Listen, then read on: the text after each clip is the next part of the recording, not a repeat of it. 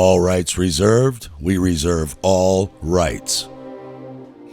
This short film is an adaptation from my spiritual anarchy presentation at Anarchapulco 2025 entitled Raising the Christos, Regeneration and Immortality. They say it's good to start off a presentation with a joke to break the ice. What a joke! But not really. These two paid Jesuit actors are following careful scripts to keep our consciousness distracted and diverted from some very big secrets held by their bosses. Nikola Tesla said, "If you want to find the secrets of the universe, think in terms of energy, frequency, and vibration." And he said, "Light is no more than a sound wave vibrating in the ether. All that exists in the world is vibration, sound, and illumination, nothing else." That means that you, your body, your thoughts, your mind, your food, your water, even the sun, atmosphere, and the ground that give you your life-sustaining energy are all made of the exact same things from the exact same source, only at different rates or speeds or frequencies of higher or lower vibrations. And that source of the sound wave vibrating the ether and causing the illumination we call creation has many names. Some call it Atum, the monad, source, the oneness, thinking mind, the I am, that which cannot be named, or cannot be known and is beyond the comprehension of man. Some dare call it Allah or God. But Walter Russell said, "Man is also God, and therefore God is within the comprehension of man.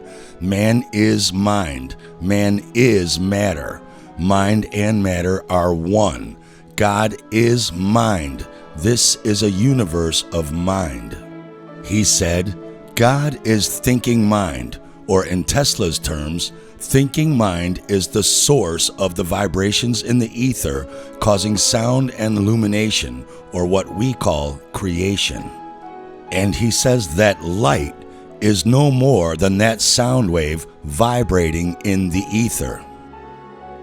And hence we understand when Walter Russell says the substance or body of God is light, the one universal substance, a thinking substance, comprehensive, describable, and possessed of principles which are familiar to man through man's observations of the one universal substance, light, in created things.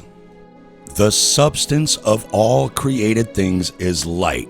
The one substance of thinking mind is all that exists.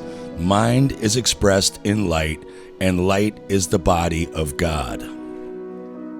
We are taught the false materialistic Jesuit model that the world is made up of physical elements on our periodic table of elements. The word element is a hybrid of the words El, meaning God, and ment, meaning mind. Element means the mind of God. The elements only exist within the mind. Humans are God made flesh. We are God in separate bodies. God is mind, and all things exist in the universal mind.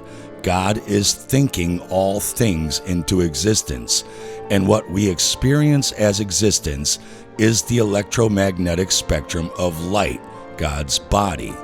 That is why we are called humans, a hybrid of the word hue, meaning color, and man, meaning being. Walter Russell's table of elements, or God mind made physical, is shown in 10 octaves of harmonics, meaning vibrations or sound, both heard and unheard, just like your piano, from left to right, playing from low deep C to high sharp C. These massive variations in vibrations disturb the ether in certain ways and produce sound and light, which we call elements. We cannot hear these sounds with our ears, just like we cannot hear a dog whistle but know that it's there. And we cannot see all of these lights with our naked eyes, just like we cannot see infrared without special glasses and tech. But they are there. We can simply call this energy. Cymatics is the name given to a new art form and science, actually very ancient, in which sound is made visible. This is achieved by imprinting sound vibrations onto the surface of pure water, using a new type of instrument called the cymoscope. Here are the cymatic patterns of various music notes on your keyboard appearing on the water's surface. Vibration makes form, form makes up creation. Light is no more than a sound wave vibrating in the ether. All that exists in the world is vibration, sound, and illumination. In the Bible, 1 John 1, in the beginning was the word or sound frequency or vibration of God mind, and the word was God.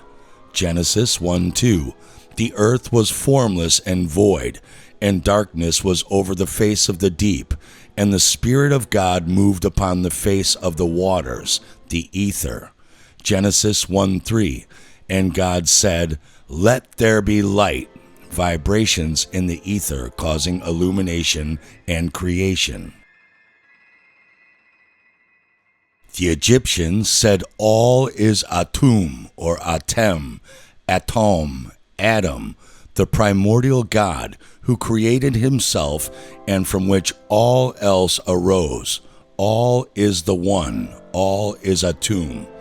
This is where the Jesuits, who have written all of our false materialism science dogma and fake ancient Greek philosophers who never historically existed, like Democritus, have jokingly said the world is made of atoms, all is atoms, unproven theoretical nonsense, impossible to see or verify scientifically. They are having a laugh at our ignorance because they know the truth. They know the truth does not require your participation in order to exist. Bullshit does. The truth is, all of the ancient cultures, religions, and great thinkers are describing the exact same thing in different terminologies of their time. That all is Atum, God, you, the mind, consciousness, source, creation, the universe, life, nature, the atom or Atum, are the thought vibrations of the God mind, causing perturbations in the ether field to cause sound and illumination via motion and spin, divergence and convergence, constructive and deconstructive energy we call physical reality, or some call vortex toroidal fields, which create the red shift and blue shift light color spectrums and cymatic forms we humans call physical and even metaphysical quote-unquote reality, or God, thinking all things into existence. But because of our limited visual perception and interpretation, most of us think of ourselves as we see and interpret energy fields, like this, when really we'd look like this if our sight could perceive outside of its limited electromagnetic detection range.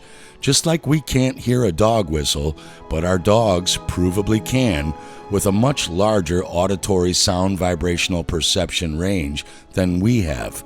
And some sensitive people actually can and do see or even feel parts of these energetic auric fields that most of us do not. So what has any of this to do with regeneration and immortality, you must be asking? Well, we hear about breatharians living without food on only air and water, while we see others starving to death without that same food. We see giant Tartarian palaces, like the Palace of Versailles, that don't have a single toilet in a 500-room building, questioning how could nobody go to the bathroom if they are eating food like we do. And while the Bible is starting to look like it is only 300 to 400 years old at the most, and the Old Testament stories, if they even took place in the British Isles and Europe, not the Middle East, and took place only 1,000 years ago, not thousands of years ago. And it is still curious that the first characters, fictional or not, are said to have lived from 365 to more than 969 years old. So even if it is a recent Jesuit fiction made to falsely look like real history, why would you then make the characters live to unrealistic ages? Or did people used to live that long? There are Taoists on recent record alive up until the 1970s at 250 years old, one with a living son 200 years old and a grandchild 150 years old.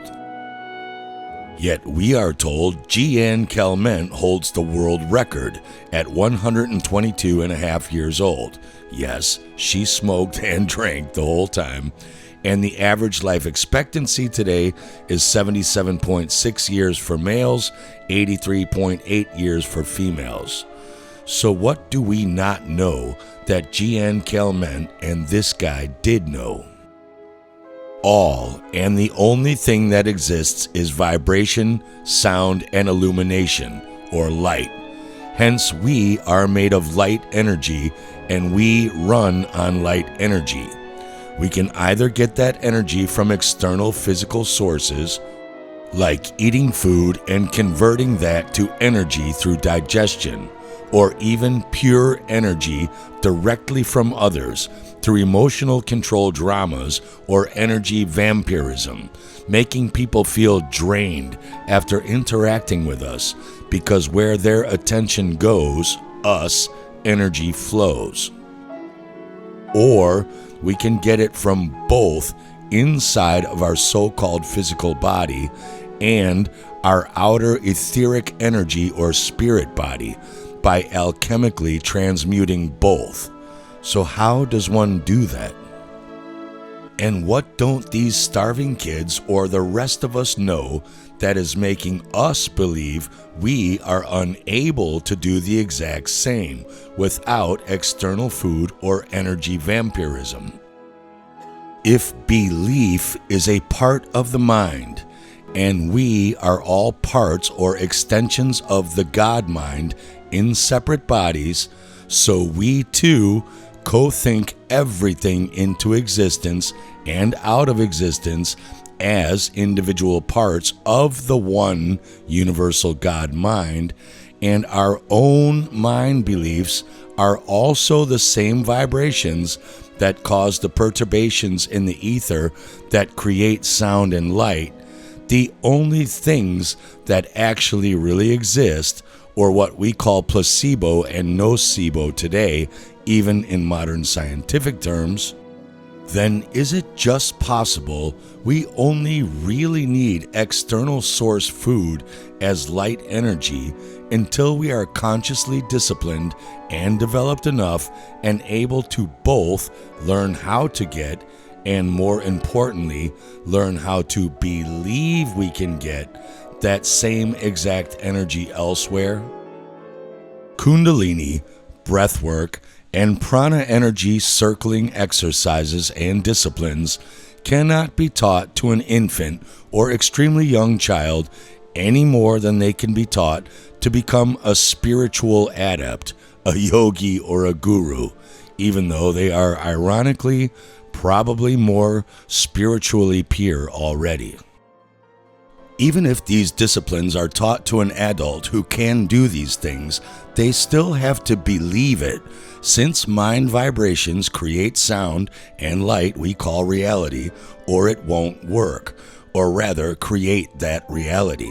Just like people who are sick or injured can heal with fake placebo sugar pill medicine, or a knee surgeon doing nothing but cutting them open and sewing them back up, but they believe they had the surgery and their knee is better.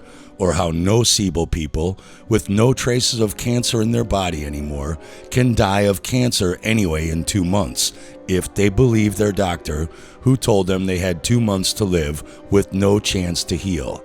These are the most concrete and unchallenged, observable scientific proofs we have that mind is indeed co-creating and manifesting reality. What is called Merkaba means the triune self.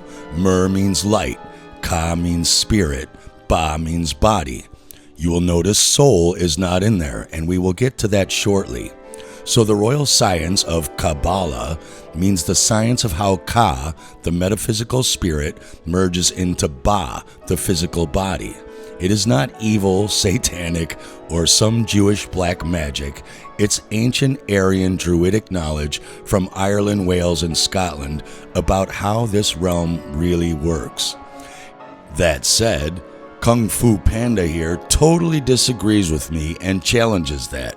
So let's hear what he has to say, and then I'll show you what I have to say, and you make up your own mind. I'm not here to tell you what to think or believe. That's your job. I'm just giving you my perspective. The Kabbalah Tree of Life was never part of the original design. It was actually engineered to trap your soul in a finite loop of death and rebirth. You see, the Kabbalah Tree of Life, as it's widely known in Jewish mysticism, it was created around 3,500 years ago by the Templar Anunnaki priesthoods, not the Christos original founders' races. So it's operating on a base 10 finite life distortion of a sacred eternal architecture known as the base 12 Cathara bioregenesis eternal life grid. This operates on a base 12 eternal life spin mechanics. So if you're following the base 10, you're going to have finite life spin codes, Merkabas, and get stuck.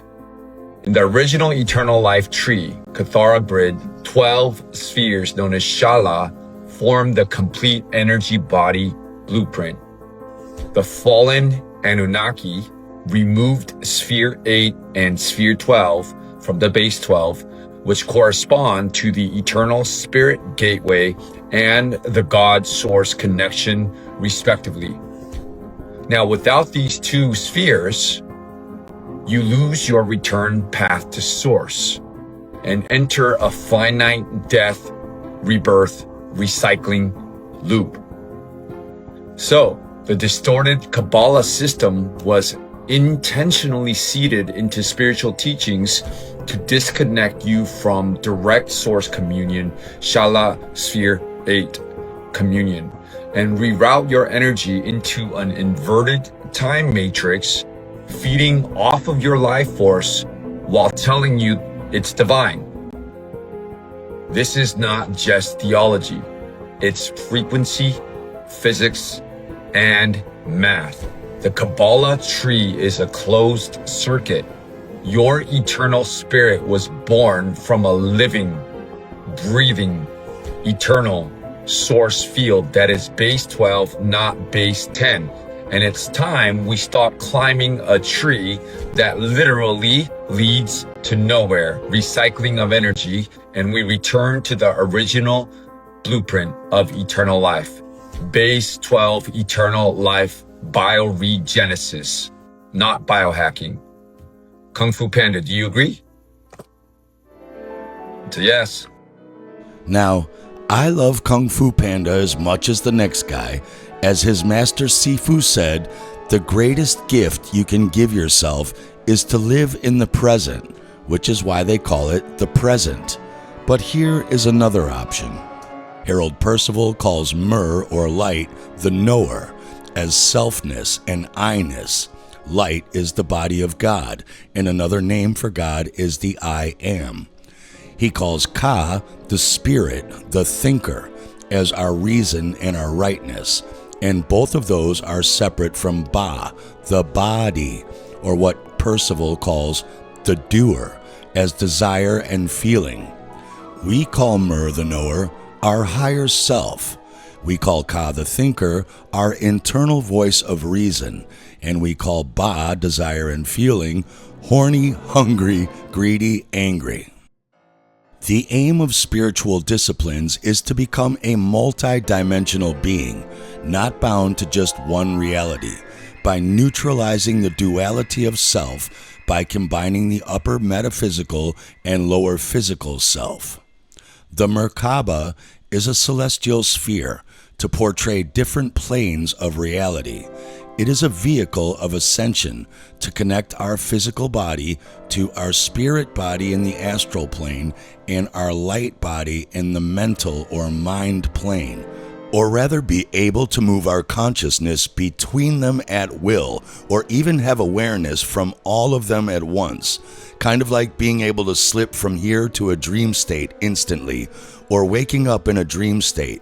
Lucid state is not imagination, it's not dreaming. It is controlled entry into a neurologically verifiable transition point where the body shuts down but the mind stays online. So you do not fall asleep, you actually walk yourself into the dream consciously, and this is exactly how to do it. You start by laying flat on your back, pillow under the knees. This decompresses the spine and puts the body in full parasympathetic mode. Now you have to cover your eyes, zero light. You want the pineal gland active and not distracted. You breathe through your nose naturally, there is no breath work required. You just let it regulate itself. This is the most important part. You do not move. You command yourself not to move at all. No scratching, no adjusting, no reacting, because the brain is going to start sending signals, urges to roll over, tiny itches, limb twitches. These are test pings. They're checking to see if you're still awake, and if you respond, the body holds back the paralysis response. But if you stay completely still, the brain switches modes, body offline, initiating sleep, and that is when you enter REM atonia, which is full body paralysis while your consciousness remains awake. This is the door. You'll feel pressure, buzzing, vibrations, sometimes even a pulling sensation, like you're being lifted or sinking. That's what I've experienced. Now it's important for you not to resist this. This is your nervous system unplugging from physical feedback and routing into internal field data. You are now on the edge between wakefulness and rendered simulation. And from here, one of two things will happen. You either drop into a lucid dream, full awareness, full control, or you fully exit the body. What some people call astral projection, but it's simply conscious detachment from the sensory motor loop, but both require the same condition: still body, awake mind. This works because you're holding presence across the theta gamma threshold. Gamma is awareness, theta is dream, and when you put it together, you're conscious inside the dream stream. Now just know that this is not sleep, it's interface training. The lucid state is not a fantasy, it's a neurological command line that most people never learn to access. You need to train until it's natural.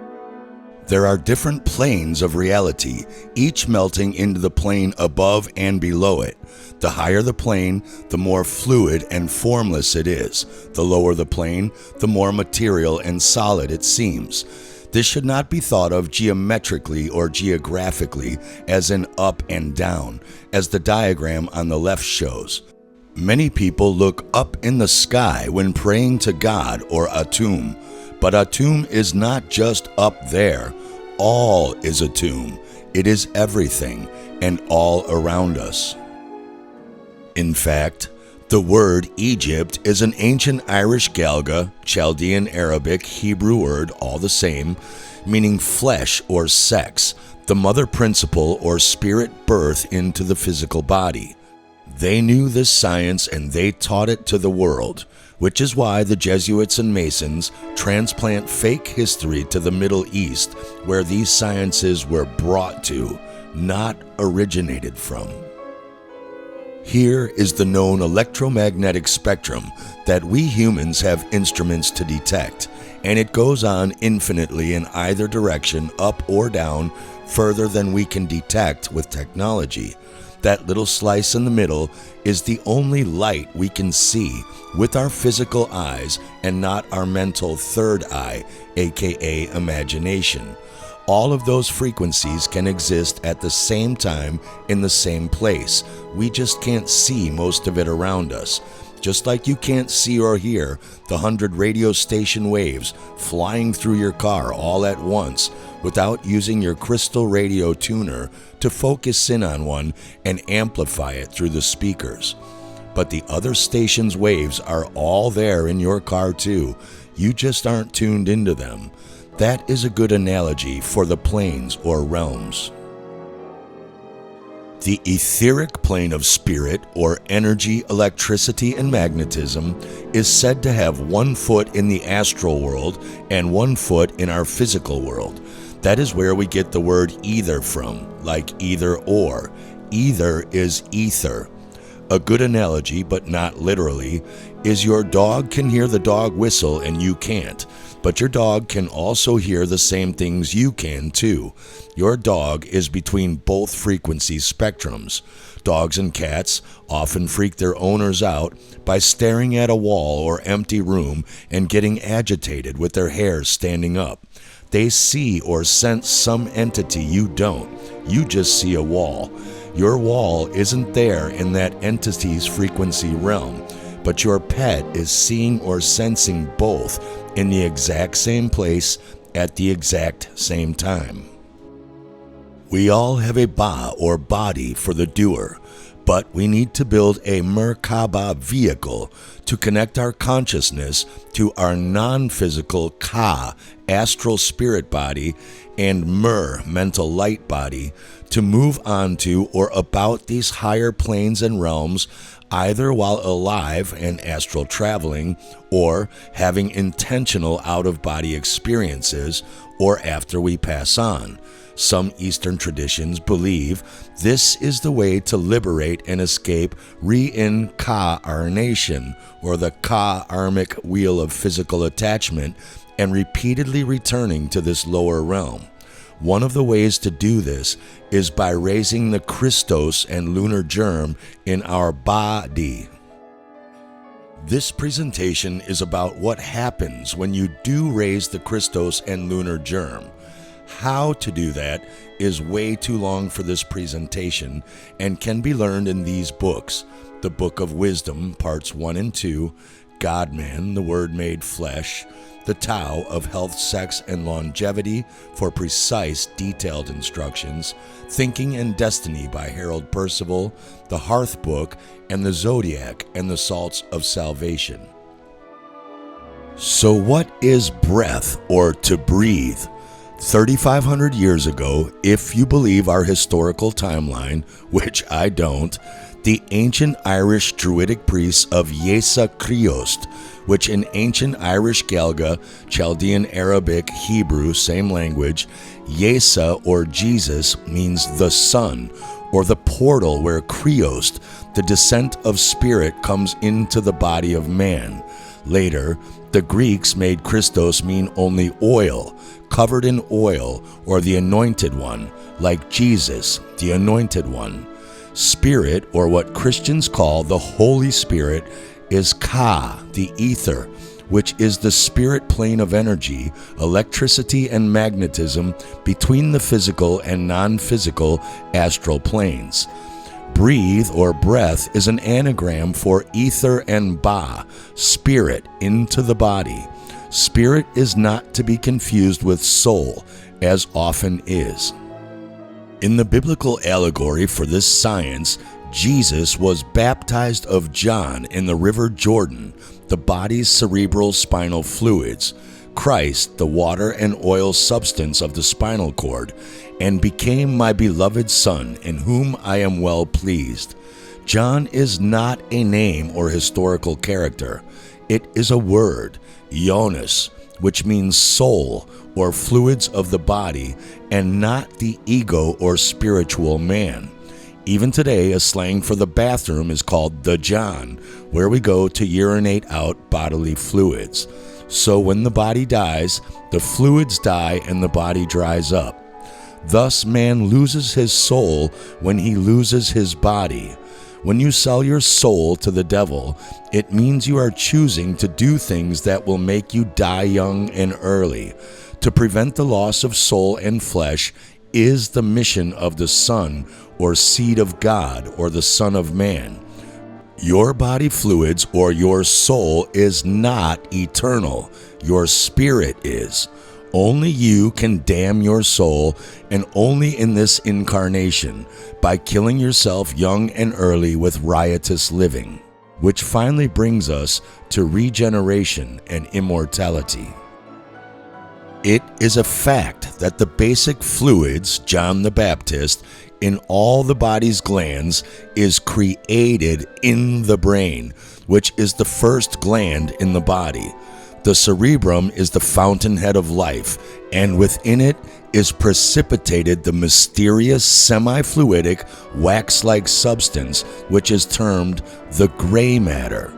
The infinitesimal mineral particles in this gray matter constitute the lodestone or the magnet which attracts humid air and the spirit of life, akasha, or etheric Holy Spirit breath, into the brain reservoir or claustrum.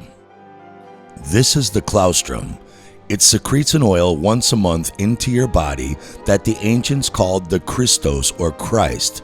Once a month for 2 to 3 days, when the moon enters your tropical, not sidereal, birth zodiac sign or fixed frequency resonant angle, a psychophysical oil is secreted from the claustrum to make its way down your spine to the sacrum bone, where it is alchemically and electromagnetically transmuted and then brought back up to the center of the brain, if not squandered and wasted by toxicity, stress, fear, and worry, or sexual ejaculation. The ancients called this the Christos or Christ, the oil or anointed one. Ignorant Catholic priests still anoint the sick to this day by making a cross on their forehead with sacramental sacrum oils, but have no idea why they even do it and has zero benefit to the sick person, other than possibly triggering a religious placebo belief effect that initiates self-healing.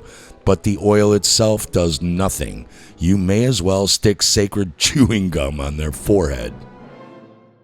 This is the true meaning of rebirth, or being a born-again Christian, not saying you believe in a man called Jesus. As your cerebral spinal fluid, Christ, climbs back up your 33 vertebrae, Jacob's ladder, and meets your 12 cranial nerves, 12 disciples, it ignites the pineal gland, which is your resurrection. This is said to be the greatest secret of secrets, and it is no coincidence the word secret itself comes out of the word secretion. Ironically, it's been hidden in plain sight, and we ignorantly celebrate it every year. You and I know this better as Santa Claus, the heavenly or headvinly St. Claustrum oil, coming down the chimney, your spinal cord from the claustrum, with presents for you on the sacred sacral nerve behind the sacrum bone holiday or holy day, where Christ, the anointed and purified oil, is born on Christ Mass, which means the oil's favor or the oil's grace. Let's look at the endocrine organs of the brain. There, circled in red, are the pineal gland and the pituitary gland in the center of the brain. And here in blue, we can see that the whole section of the endocrine organs is surrounded by our cerebral spinal fluid, which also covers the entire brain and goes down and comes back up the central canal of the spinal cord. From the claustrum via the cerebral spinal fluid, the psychophysical oil goes to the pineal gland, which electrically charges that fluid. Then on to the pituitary gland, which magnetically charges the fluid. The pituitary gland is the female, moon, milk, magnetic principle. The pineal gland is the male, sun, honey, electric principle. This is the biblical land of milk and honey. From there, the electric and magnetically charged Christos oil travels down the spine to the sacral plexus nerves behind the sacrum bone and rests for 2 to 3 days. Jesus in the tomb for 3 days. There, the oil purity must not be destroyed by acidic foods and liquids like sodas and alcohol, negative thoughts and emotions, destructuring the cerebrospinal fluid water carrier, or wasting the kundalini sexual energy needed for that transmutation by ejecting sexual energy and fluids. It will not be lost on students of the zodiac and syncretism that the sacrum corresponds with Capricorn, December 21st, where Christ is said to have been born, right after Sagittarius, the half-man, half-horse centaur, and metaphor for the hips and thighs, where the sacral plexus nerves behind the sacrum bone indeed looks like a horse's tail. Or that Capricorn also correlates as the fish, an allegory for our corpuscles. Then, certain Kundalini or yogic mental meditation techniques, breathing techniques, and or physical sexual tantric Kundalini energy focusing techniques will raise the Christos oil back up the 33 vertebrae through the central spinal cord fluid. Christ dies at 33 and is resurrected. Once the etheric metaphysical chakras, electrical resistors, and regulators of energy flow are opened through these same practices to allow this surge. On the way back up in the solar plexus nerves, it is said to be alchemically transmuted into an etheric gas form called sushumna, a vessel of the spiritual energy force, neutral energy that is not polarized into any physical duality. It then goes up to the medulla oblongata in yellow, which will then meet your 12 cranial nerves or 12 disciples, ignite and activate your pineal gland, and then go up to the cerebrum that created and creates all of these fluids to begin with. As the Kundalini ascends through Sushumna, a substantial influx of potent energy is said to reach the brain. This flow extends from the reticular activating system and thalamus gland, shown there in the large red circle in the middle, to the cortex, sparking the activation of dormant and underactive regions, particularly in the frontal lobes. The entire brain synchronizes, pulsating cohesively and generating consistent, high-amplitude brainwaves across various frequency bands. While the peak amplitude often resides in the alpha band, heightened activity is noticeably pronounced in the frontal area, with increased fast EEG activity in the beta and gamma bands. A hertz is just a measurement for how many thousand times per second does a vibrational wave go up and down in amplitude. Thought vibration in the ether creates sound and illumination, all that exists. So you can think of those red lines in the middle of those waves as the product of existence itself. So how many thousands of times per second do your brainwaves cross, perceive, and co-create the true reality?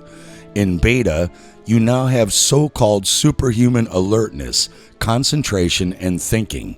In gamma, you now have so-called superhuman insight, peak experiences, and synchronization, clairvoyance, ESP, psychokinesis or telekinesis, etc. A good analogy would be going from only being able to see this tiny little slice of the electromagnetic light spectrum to being able to see and experience everything existing all the way out to here in the gamma bands without electronic photo or video technology.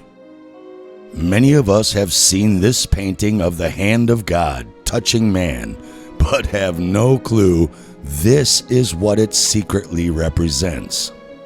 This process in turn starts an entirely new biochemical process in which the brain and its glands undergo an alchemical remodeling process. The brain will expand its capacity from roughly 10% of usage to its complete 100% usage. Dormant areas of the brain are unlocked, signaling new ways of brain functioning and experiencing the world. They tell us we only use 10% of our brains and the rest are allegedly dormant brain cells. Why would nature create an organ that only needs 10% to function? It does not make mistakes or waste. Everything in nature has a purpose. Keep in mind, there are people missing large parts of their brain, including the inner endocrine organs, like this Frenchman missing 90%, from hydrocephalus and only has 10% of the cerebrum and at least his full cerebellum for motor function, who still functions fine in society, which makes sense if you only need 10% of a cerebral brain to experience this basic physical base reality. And I am not suggesting that consciousness itself comes from the brain at all, any more than I am suggesting the song on the radio is coming out of your car radio itself and not the radio station tower 30 miles away. But are these people able to reach these kinds of levels of superhuman perception, or just enough to exist in the lowest base reality? In other words, is much of the brain actually consciousness-enhancing software and not physical integral hardware needed to run the body computer? We wonder how the ancients built megalithic structures, cathedrals, and invented advanced sciences we still can't figure out today. Well, it's not hard if their geniuses had 1,600 IQs instead of 160 to 250. Not that an IQ test has anything to do with anything, but you get the point. Now, as we do live in the age of materialistic religious scientism as dogma, is all this ancient superstitious woo-woo, or is there at least anything in modern mainstream scientism research that makes all of this plausible? Here is a human female ovum shortly after being penetrated by a sperm. We see there is suddenly a brief flash of bright light at the spark of creation or new life. But how can there be light? How can an ovum or sperm inside of one suddenly light up? Is it a miracle and a mystery? Not if all that exists in the world is vibration, sound, and illumination. Why wouldn't illumination be the result of creating a new being into existence that didn't exist before? Does the alchemical wedding of ovum vibrations and sperm vibrations create a new vibrational frequency that collapses the ether and creates new life? Scientists, or scientards as I call them, have found piezoelectric microcrystals inside the pineal gland, so-called cosmic antenna to higher dimensions inside our head, like crystal in your car radio receiver. Squeezing or vibrating these crystals together with electricity can make triboluminescence, or what's called cold light. You can strike two pieces of quartz together and see these flashes of cold light. You could stand there all day striking them together over coal dust and embers and never start a fire. Fire is hot light. This is cold light. So how could this rising Christos substance ignite or literally light up your pineal gland from inside? Well, you would need a magnetic field to induce electromagnetic acoustic vibration to create internal cold light illumination in the pineal gland via these piezoelectric microcrystals they found inside the gland. I found a study in the Journal of Nature called Distribution of Magnetic Resonance Carriers in the Human Brain. They are perplexed because they are stuck on theoretical cell and alleged DNA, RNA gene sciences.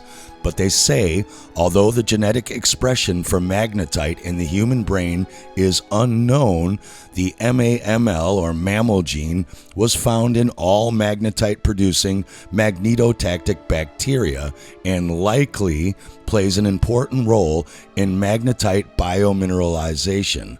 The MAGA gene in bacteria, no, not that bacteria, involved with iron transport is expressed in the human cell line 293FT, which aids in the production of magnetite iron oxide nanoparticles by those cells.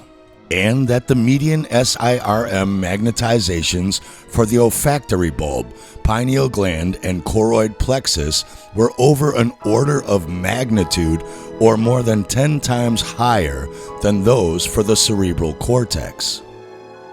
They say while on one hand, one study provided evidence that magnetite within the frontal lobe of the cerebral cortex enters the central nervous system through the olfactory bulb, or part of the brain connected to the nose, the pineal gland and choroid plexus that are situated far away from the olfactory bulb and have no direct connection to it, were just as magnetic as the olfactory bulb and 10 times more magnetic than the frontal lobe connected to it.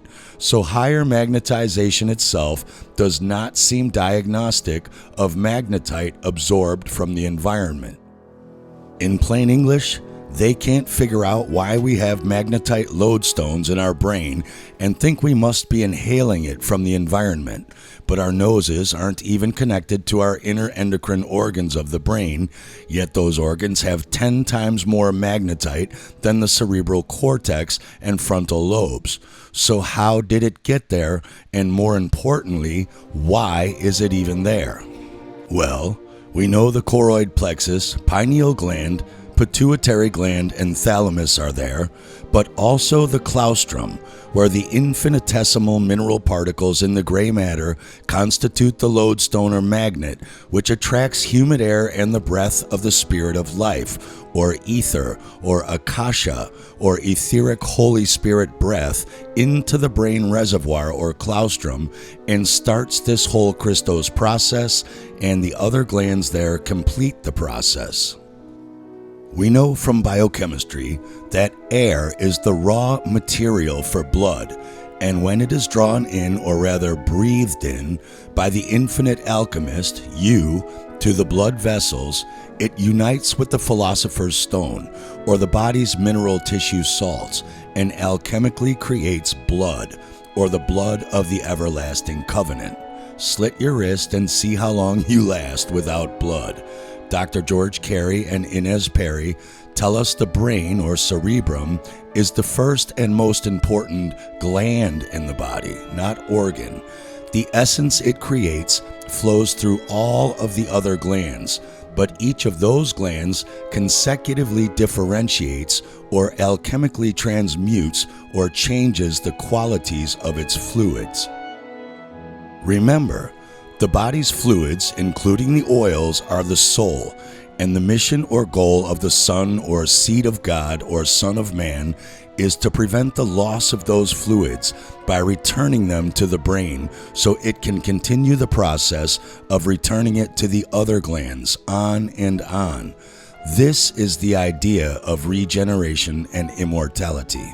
So how would that be possible physically?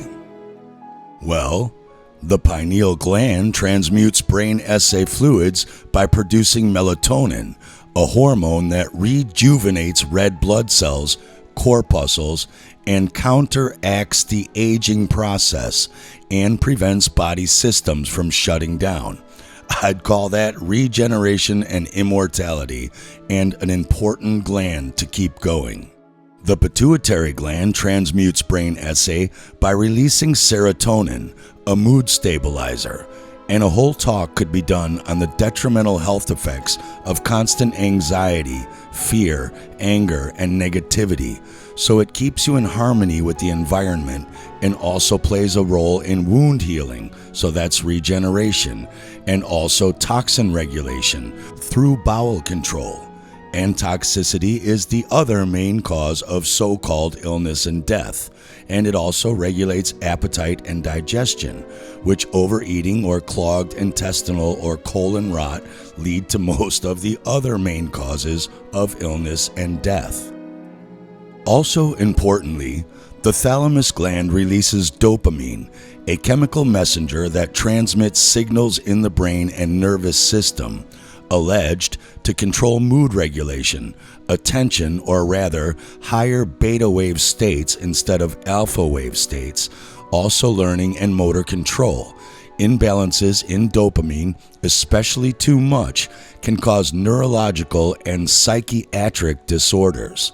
The elites know this, and social media and all of this constant short scrolling is designed to do this on purpose, to keep people seeking and addicted to constant self-dopamine hits and frazzle their nervous systems so they are not connected to the world. It might explain why so many people today are so mentally unbalanced and unhinged. These devices and apps may be causing a dopamine-driven mental illness epidemic and destroying attention spans, so nobody can focus, learn, and master any meaningful skill or endeavor or devote time to higher learning. I don't want to get too esoteric here with Aquarius the water bearer, the saline solution of the blood and white corpuscles, or Pisces, the arterial blood and red corpuscles or fish, or what they call gametes, sexual reproductive quote-unquote cells, or more germs like sperm and ovum. But corpuscle creation and regeneration are a vital part of this whole biochemical process that this presentation is talking about. It's way too long a subject for this talk, but you can read about it in detail in both The Zodiac and the Salts of Salvation and God-Man, the Word Made Flesh, and I will do a forthcoming film at some point on just this subject alone. But in a nutshell, corpuscles regenerate the body tissues and can be transmuted from generative gametes to regenerative white and red corpuscles and vice versa as needed. When they are squandered or wasted through sexual release, ejaculation, or destroyed by mental stress, toxicity, over-acidity, or mineral and air electrical starvation, the body dies. The voltage in the body is very much like your checking account at the bank. The checking account at the bank is determined by how many deposits do you make and how many checks do you write. And so it is with the battery packs in the human body. And again, the most common stealers are dental infections, emotional baggage, various toxins, particularly the toxins that we are getting from things like GMO foods and pesticides and other kinds of things, air pollution. There's a lot of toxins around us. And of course, one can almost include in the concept emotional baggage. They're toxins in a different way in that they rob us of voltage that we should be using for something else. Corpuscles are the bridge that brings spirit into flesh via breath and mineral tissue salts, and must be electrically fed to be sustained. Part of this secret of the Christos is that if you don't do this to create and generate new ones, you only have so many, and once they run out, so do you. This is why priests were originally to be celibate, and their schools were called seminaries or seminaries. Semen retention is vital. Any man knows this after they ejaculate and feel all of their energy drained and want to go to sleep, or why in Rocky... Listen, kid, you lay off that pet shop game. Women weaken legs. Yeah, but I really like this girl, you know? And let her train you! Okay, no more fooling around. Okay, I hit it. If you're wondering how all of these evil bastards like Rockefeller, Kissinger, and Jesuit priests all live to 100, it's because the controllers know this as well. And part of the agenda of pushing porn, besides destroying the sacred bonding process of sex and destroying the family unit, partially a great way to depopulate, but they also know it depletes man's mental and physical energy to act and shortens the male lifespan tremendously if they can keep him addicted to ejaculating his sacred corpuscles.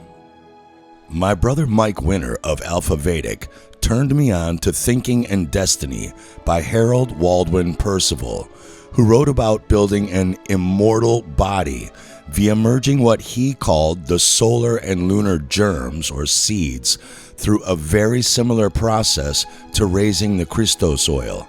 Interestingly, corpuscles are also called seeds or germs. But these seem to be a different kind that we are not taught about. And keep in mind, I am not claiming this to be true or not. We are just discussing ideas here and questioning their possibility. According to Percival, there is one indestructible solar germ per lifetime that takes 1 year to descend the right spinal cord pingala via the cerebrospinal fluid from the pineal gland to the first lumbar vertebrae region, then crosses over and climbs back up to the head up the left side pingala and repeats annually. This is interesting, as above, so below, as the pineal gland from where it originates is the sun, male, electric principle, and he says this seed takes 6 months to go down and 6 months to go back up, just as the sun takes 6 months to go down from the summer solstice to winter solstice and 6 months to go back up in the sky vortex, the sky wheel, and analemma. But once every month, a brand new lunar germ is formed in the pituitary gland and descends down the involuntary nervous system, or the Ida, to the solar plexus at the vagus nerve, where it crosses a bridge to the voluntary nervous system, where it descends down to the pelvis, then crosses to the left and ascends to the region of the left kidney, but usually drops back down to the sex organs and is lost. To me, this sounds a lot like the female's gamete ovum or egg, as the pituitary is female, moon, magnetic, and it would be menstruated out or moonstruated out normally each month. And whereas the sun has a 1 year solar analemma, the moon has a 1 month lunar analemma, taking roughly 14 days to go down and 14 days to go back up, or vice versa, in the sky vortex, sky wheel, and lunar analemma. But according to Percival, males have one as well, so I am not certain if this is different. The modern human nervous system is divided in 2 parts. The voluntary central nervous system, said to dictate processes inside the body, also connected to our glands and organs, and the involuntary peripheral or outer nervous system, said to react to processes from outside the body or signals from our environment. But there is a remarkable problem with this, as we'll get into shortly. But Percival says regeneration begins when a total of 13 returned lunar germs, just like the 13 moon cycles in a year, are raised through meditation and meet the 1 returned solar germ in the pineal gland, right where Ida and Pingala meet in the middle of the head, causing illumination, just like we saw when the sperm and egg vibrations together created light. These lunar germs and solar germ meetings perhaps electromagnetically vibrate the piezoelectric microcrystals we discussed found inside the pineal gland and literally cause triboluminescence, or cold light, inner illumination. We have these strange things called body cavities, large empty chambers of space inside us that don't make any sense in purpose or function, but are all connected, including the cranial cavity where the pineal gland sits. Percival says this illumination of the pineal gland fills all of the body's ventricles or empty cavities with light, creating a literal internal light body for the knower and thinker of the triune self. This is the Merkaba we talked about. Mer, light, and Ka, spirit, literally merging with Ba, the body. One combined and connected triune being, not 3 separate, disconnected, dimensional states of being. He says, after illumination, the lunar germ descends back down to the coccyx, again in the sacred sacrum area, and builds a bridge from the coccygeal nerve ganglion to the terminal filament, connecting the voluntary central nervous system and involuntary peripheral nervous system together as one whole nervous system, not 2 separate ones, and then again it passes up the junction of the first lumbar and 12th dorsal vertebrae in the central canal.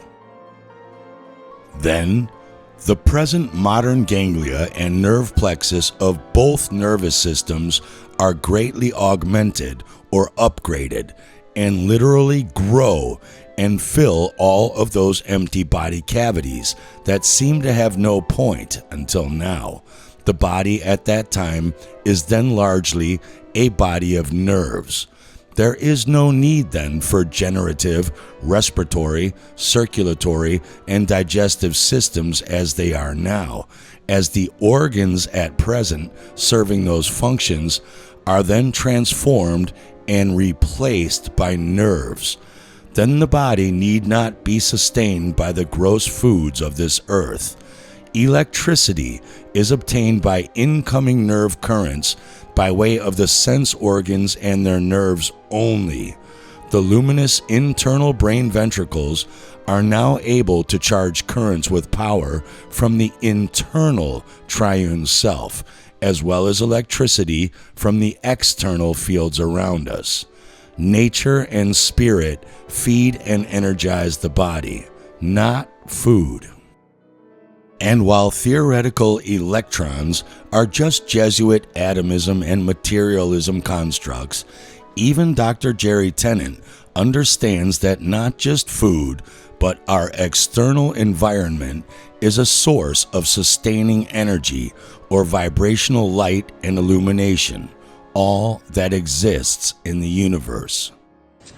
So, on one side, it's how many electrons are we putting in? And there are a lot of electron donors.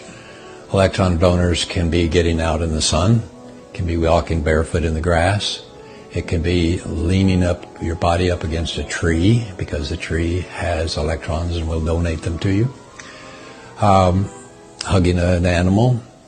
You know, a common way that makes people in nursing homes feel better is to buy them a dog or a cat. They hold the dog or the cat and get electrons from it. The animal runs outside and recharges itself and brings some back to you. Moving water is an electron donor, whereas still water tends to be an electron stealer. Moving air is an electron stealer. So that's why when you ride in a convertible, you look really cool, but you're always tired when you get there because the wind steals electrons from you. Now, if Percival sounds too woo-woo for you, it did for me too, and that's why Anarchapulco put this talk on what we jokingly call Woo-Woo Day, a day dedicated to just opening your mind to ideas that challenge the Matrix construct narrative without having to have a stake in it either way. That is true liberation and spiritual anarchy.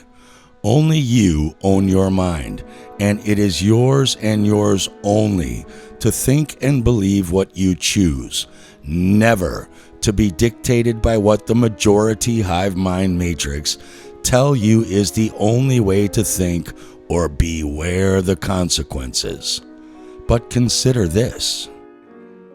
Even in mainstream medical's Cunningham's Textbook of Anatomy, 4th edition, on page 767, talking about the morphology, meaning form of the sympathetic nervous system, the nerves connecting our organs to our spinal cord, they curiously admit the phylogenetic relation, meaning so-called evolutionary course of development from an earlier version of that organism, of the sympathetic nervous system connecting our organs to our spinal cord and the cerebrospinal elements in the system are impossible to determine. It may be that the sympathetic nervous system connecting our organs to the spinal cord is the representative of an ancient architecture independent of the cerebrospinal nervous system, the materials of which are utilized for a more modern nervous system. Or it may be that the correlation of spinal nerves and sympathetic nerves connecting our organs to those spinal nerves are both the consequences of the formation of new organs or structures in the splanchnic area, which means organs of the abdominal cavity, such as the stomach, liver, and intestines, or rather our digestive organs. Examined in every light, the sympathetic nervous system connecting our organs to our spinal cord possess features which effectually differentiate it from the cerebrospinal system, although now it has become inextricably united with it and subservient to it.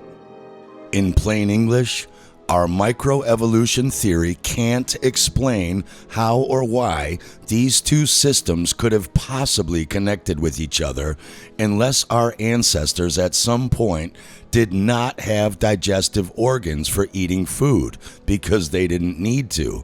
But long periods of microevolution theory can't explain how man slowly over time evolved and developed digestive organs and phased out the nerves that would have served that energetic intake function.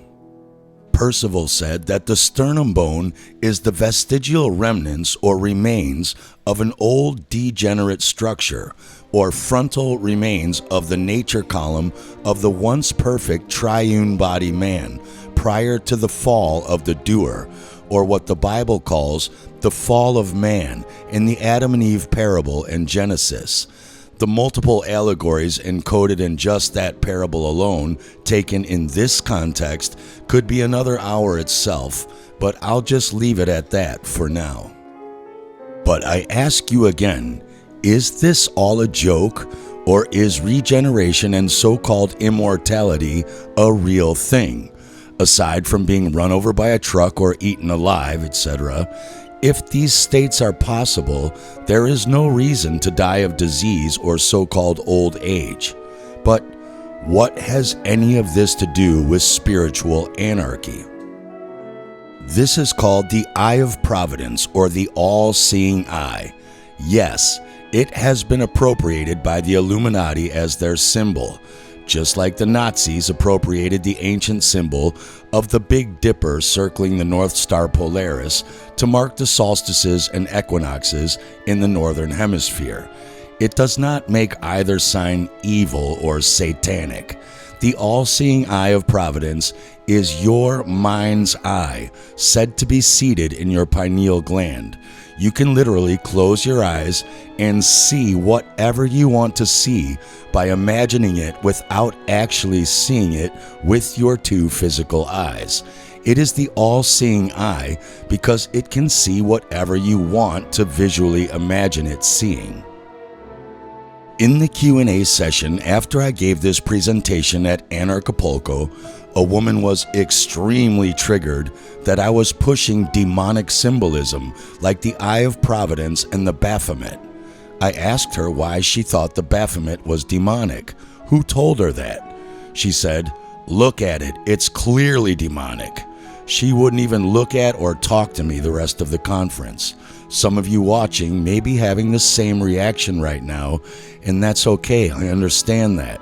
So I'm going to let you in on a big secret. Baphomet has some shocking symbolism. It's not what you think. At the top we have the fire element. The wings of the Baphomet is the air element. Here we have fish gills, which represents the water element. And at the very bottom we have the earth element. Fire, air, water, earth, representing the four bodies of consciousness. Fire, spirit, earth body, air mind, water emotion. Fire, spirit, the higher mind. The goat, the animal lower mind. Do you live in the higher mind or the lower mind? Is the moon emotion controlling you? Or are you standing on top of your emotions' control? This is not the devil. It's a symbol that's been demonized to make you not look into the details, because this is a symbol of your consciousness and how it's operating in the higher mind or the lower mind. The truth is, the elites, corrupted, perverted religions, and secret societies that run the world have the masses believing that these symbols are evil or satanic. They do not want you to know at all costs that these are symbols for you, spirit and mind incarnated in flesh. You are not evil or satanic. You are the mind of God, light. Genesis 1:27. So God created man in his image. In the image of God he created them. 1 Corinthians 3:16. Do you not know that you are the temple of God, and that the Spirit of God dwells in you? They cannot control the Spirit of God. Once you realize this, you become ungovernable. Why were the original Knights Templar all burned alive at the stake by orders of the Pope and his wholly appointed royal lackey kings for heresy and secretly worshipping the alleged demonic Baphomet, and then later replaced by bullshit, fake Roman Catholic, church-controlled Knights Templar? Because the original Knights Templar learned what these symbols really meant, figured out the scam and the power we all truly have, and were uncontrollable, ungovernable, and became a threat to the ruling establishment's flimsy house of cards. They became spiritual anarchists.